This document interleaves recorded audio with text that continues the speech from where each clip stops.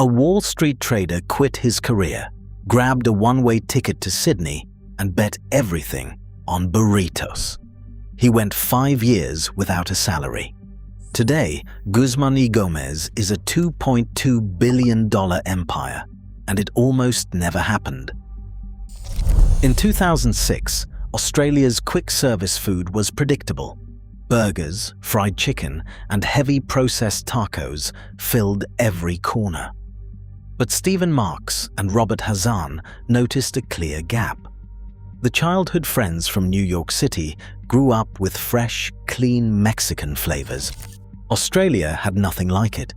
Marks had just walked away from a high-stakes Wall Street career on Steve Cohen's equities team. Hazan brought a solid background in retail and business. They didn't set out to build a global giant. They just wanted to prove a simple idea could work. They signed a lease on King Street in Newtown, Sydney, and opened their very first kitchen. The reality of the first week hit hard. Sales at the Newtown store crawled to just 11,000 Australian dollars. The massive crowds they expected did not show up. It took 2 agonizing years of quiet kitchens and rising debts just to reach break-even. When early expansion sites in Bondi Junction and King's Cross also struggled, the founders faced near abandonment. To keep the lights on, Marks made a drastic choice. He went 5 entire years without drawing a single dollar in salary. The venture was no longer an exciting startup.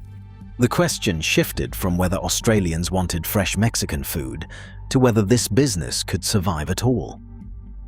To scale, the kitchen had to run like a machine. Survival meant moving away from complex recipes to a tightly controlled, repeatable menu. GYG focused on just 4 core categories: burritos, tacos, nachos, and salads. Everything was prepared fresh daily, using preservative-free ingredients, assembled on a standardized production line. The real power lay in translating Mexican cuisine into a repeatable system. Every kitchen step followed a visual workflow, dividing prep work into rapid, timed actions. This structured environment kept cooking times low and food quality uniform. Instead of a slow-cooked restaurant, the kitchen operated as a high-speed assembly hub, delivering fresh, made-to-order meals in seconds. Guzman y Gomez took the high-speed assembly line out of the traditional storefront and onto the road, opening its first drive-through in Nerang, Queensland in July 2015. This layout unlocked the car-heavy suburban market. But rapid growth strained the supply chain. After a severe logistics crisis in 2013, the company bypassed fragmented suppliers entirely. They established a centralized distribution hub in Sydney's western suburbs, guaranteeing daily deliveries of fresh ingredients under strict temperature controls. To capture the home delivery market, kitchen spaces were modified to package and dispatch orders at breakneck speed. Convenience was now the core product. Instead of simply opening more outlets, the business was building a massive physical network engineered to feed millions on the go. A massive network required an unmistakable identity. Creative director Tony Ibbotson designed a bold yellow and black palette inspired by Mexican street art, ensuring stores stood out on busy streets. Inside, the layout turned dining into a performance. Customers watched open kitchen grills sizzle and crew members prepare hand-torn tortillas. This environment soon extended online.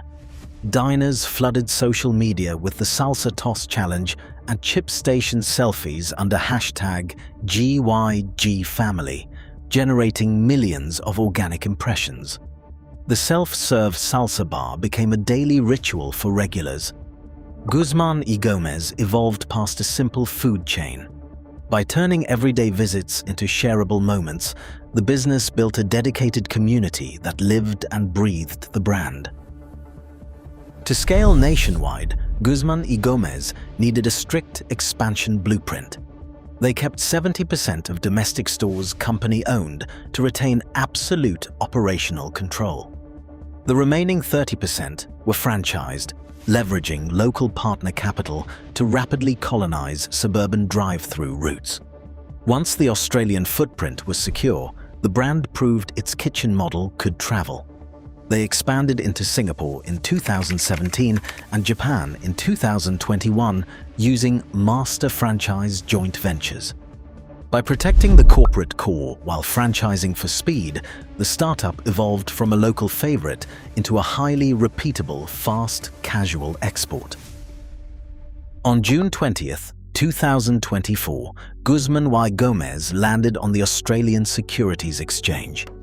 An offering price of $22 per share valued the brand at $2.2 billion. On day one, the stock jumped 9% to $24.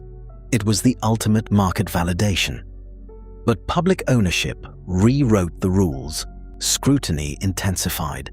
Shareholders demanded margin discipline and strict corporate governance. The scrappy food startup was now a public giant.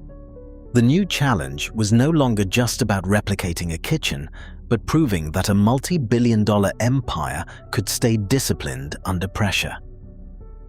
Today, Guzman y Gomez is no longer just a challenger. It's the new standard. As they battle global giants, one question remains: can they conquer America? Subscribe for more.